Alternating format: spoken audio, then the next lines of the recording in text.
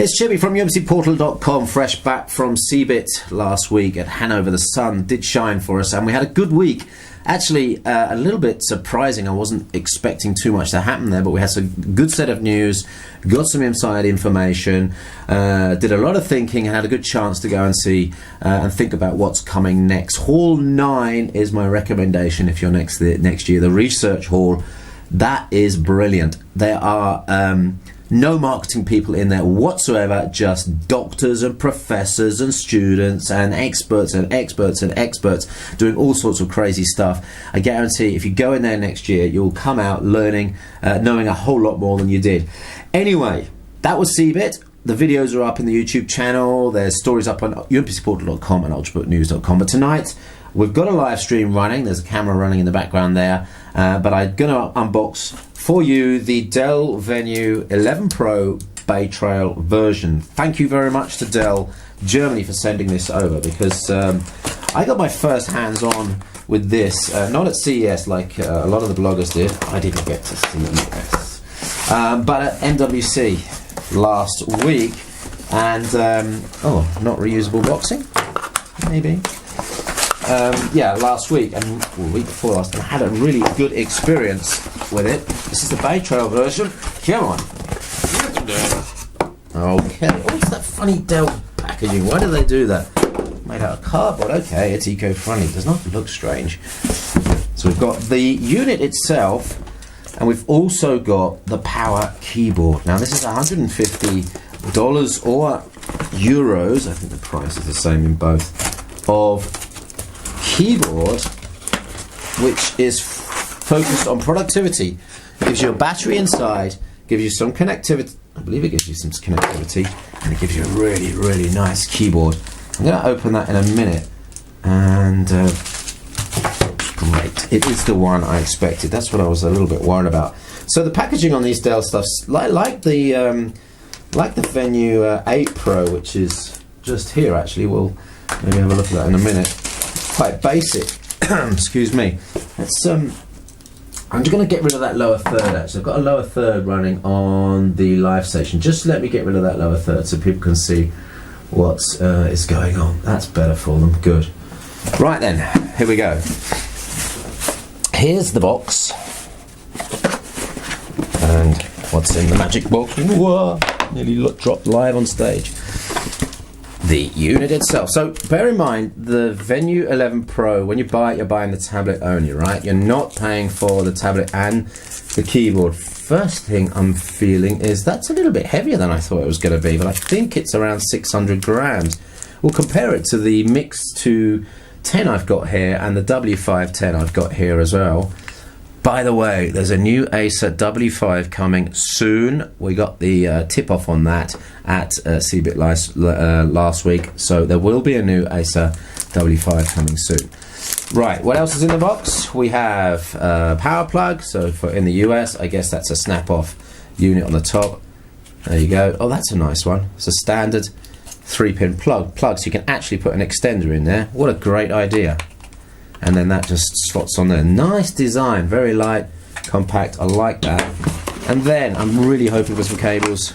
Okay, we just got the USB charging cable there. Let me give you the wattage on the unit here. So 24 watt input. What's it going to give output? It's going to give at least 2 amps, isn't it? I can't read it. The writing is so small, I can't read. I'm sorry, I can't read it. 2 amps, 5 volt, 2 amp output. So standard USB high current output. So you know the old Galaxy Tab chargers will work with it. Right, going to the unit then. Let's just quickly get this open.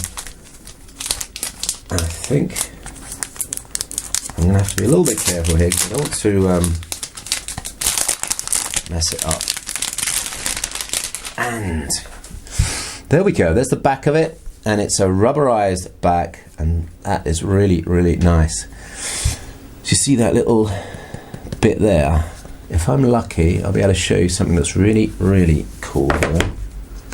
If I'm unlucky, you're going to see a live breakage. No, you're not. There you go. Replaceable battery. How about that? 32 watt hour replaceable battery in the Dell Venue 11 Pro. That is such an advantage. You have to do pull away a couple of lugs, and then you can get that battery out. So for those of you on the go, I can also see, I think, the NFC point there. Right, now that isn't like too easy to get on off. It's one of the snap-on type backs. Okay, not too bad. Haven't broken anything. Oh, I don't think so anyway. So we've got an 8 megapixel on the camera on the back, got NFC, and that's it on the back. There's no LED with the camera. Let's go to the side here. Oh, let's get that pushed in. Right, we have, and I want to get here to see that properly, headphone, volume rocker up and down. We've got speaker output there, and then we've got micro USB, and we've got a normal. Yes, we've got a USB 3. Sorry, so this is USB charging here, right? And then this is USB 3 on the tablet. So USB 3 on a Baytrail T tablet. That is relatively unique. Only the Dell Venue 8 Pro has that, but it does have that. Oh, sorry, no, the Lenovo ThinkPad has that. ThinkPad 8. Going to the bottom then, there's some docking ports down there, and on the other side we have, is that mini HDMI there? I'm guessing. Then we have a SD card slot, or a SIM card slot. No, SD, so it needs a little pin to pull it out. Really? I can't just open that without having a pin? And then we've got what looks like a Kensington security port there as well. And then the other speaker. That's weird. An SD card slot that you actually need a pin to get out. On the top we've got power. There's a couple of lights there as well. I'm going to switch it on because what we want to do now is go to the keyboard and show you that. Now this is one of 2 keyboards that's available. There's a thin and light keyboard, but this is the kind of productivity keyboard. It's got a really nice feel, rubberized back. It's solid. It doesn't slip on the table, and it's got a 30 watt hour battery inside. So it is the first device, if you buy those 2, that's going to be as good as the old W510, which had the battery in here and the battery in here as well. There are not many devices around like that. Of course, the Surface Pro 2 now has a power keyboard, so you might want to consider that as the device started up. And what we're going to do, I hope you can see it on the video here. I have to be a little bit careful. I don't want to break anything. So I'm just going to bend that back, and then I'm going to slot that in. Isn't it always good doing these videos live? Because if anything goes wrong, you know what's going to happen. It's going to be all over YouTube. So there it is. Let's just close that up, and you've got a really well designed, really nicely designed 2-in-1 there. Well done, Dell. You've got a little bit of bulk at the back there, and I have to say, compared to the W510, 50 grams more, 100 grams more, 1.2 kilos perhaps. When I think about the Lenovo Mix 210, that's feeling a lot lighter. Not a whole lot lighter, but significantly lighter. But you see, with this one, you're getting the 10.6 inch screen. So yeah, to a couple of specs then. We've got the Baytrail 3770 in here, which is the 1.4 gigahertz nominal CPU, which could go up to 2.2 gigahertz given the right turbo boost scenario. Only 2 gigs of RAM, unfortunately. There's a 32 gig and a 64 gig version of this. There's also a core version of it, but it's slightly thicker. What else have we got? We've got 30 watt hour battery inside here, and the unit is at 726 grams, quite a bit heavier than some of the other 10-inch tablets, which are running at around 600 grams. So, having said that, 720 grams is not that bad for this size screen, and I think for short to medium term use, it's not going to be a reading device, but for short to medium term use as a tablet, as a magazine style tablet, it's going to be quite nice. And of course, we'll be trying that out as we go along. The base unit, I want to see just exactly what the weight of that is. Wait for it.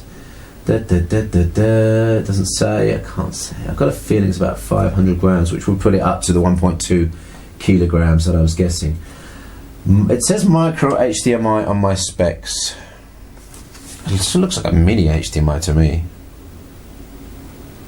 We'll test it out. It's got HDMI anyway. Headset, SDHC, USB 3x1. Now, what have we got on the keyboard? Have we got anything else on the keyboard? No, there's no ports on the keyboard. So thank goodness there's a USB 3 on the actual unit itself, because there's no ports on the keyboard itself. So what I really like about this, if you've got the money, you have got a nice 10.6 inch, was it 10.9 inch? I think 10.6 inch, right? 10.8 inch tablet, and then you can add either nothing and go for something like the Microsoft Wedge Bluetooth keyboard. Now let's just double check that that's going to work in there. This is the biggest device I've tested in the Wedge keyboard. Nice setup. You see that? So that's a kind of quite a light solution. Actually, this keyboard is pretty heavy when you put the cover with it. Or you can get the Samsung Bluetooth keyboard, which is really nice. I tested that last week. Or you can get the keyboard, the docking keyboard for this, which is the thin and light one with no battery in it. I think it's $99. Or you can go for the full Monty. The power keyboard is going to give you 62 watt-hours battery in total, which is 15 hours working time, 12 hours hard working time, 20 hours of video watching, and many days of connected standby. Now then, what did I want to say? Fanless. The core versions are not fanless, and there was one other. Of course, USB 3 in docking stations like this. So this baby will dock into there and give me my, you see that's off screen there, big screen experience, keyboard, mouse, gigabit Ethernet, and that's why I like the USB solution there. So gives me loads of options. So I really like the design. I really like the balance of features, keyboards, ports on this one. 1.2, 1.3 kilos. It's not the lightest 11-inch device out there, but 11 inches is certainly on the side of productivity rather than the consumer 8-inch tablet. So let's just quickly do one little comparison with the Lenovo Mix 210, and then we're going to switch this video recording off for YouTube, and we're going to go into a Q&A with the live session that we've got running in the background. Now the Mix 210 is a 10-inch screen, but look, you can see the differences in size there. If I can just lift the back up of that one, you'll see the width difference. The height difference is pretty much nothing, maybe a millimeter or two, but the width is slightly wider on that one. And then when you go to the keyboards, the Mix 2 is a lot lighter. This keyboard doesn't have a battery in it. It's just a very light keyboard. The keyboards, you get separated function keys on the Lenovo. You get a nice, in fact this is one of the nicest keyboards for a 10.x inch device. The Asus Transformer T100 is a little bit small and flexible, but this is a really nice balance. You just love the feel of those keys. They're rubberized keys. They've got a nice throw. They've got a nice resistance as you go through to press the button. The Lenovo keyboard is a little bit less. I hope that mouse pad is Windows 8 gesture enabled and multi-touch as well, but we'll see that. Good. Right, so stay tuned to UMC Portal for more on the Venue 11 Pro Baytrail. Thank you very much to Dell for sending it over. Don't forget to like the videos. It helps. Favorite and join the channel. Join youtube.com/user/Steve Chippy, where I'm basically focusing this year on ultra mobile PCs again. So that's Baytrail based stuff. It'll be Clovertrail. What's the next one? Clovertrail was last year. Anyway, next gen stuff. Anything that's coming up from AMD in the 8 and 10 inch categories. And then over at umbcportal.com, I'm looking at the ultra light laptop experience, the thin and light laptop experience. So between the two, we've got a nice crossover of sort of ultra mobile computing solutions. So don't forget to subscribe, and you'll be first to see the new videos as they go up. So my name's Chippy. I'm on @Chippy on Twitter. Thank you very much for watching. Thank you to the people in the background who have been asking questions, and I'm now going to finish this video. Go to those, and if you're not in the live session, make sure you do it next time. Thanks for watching.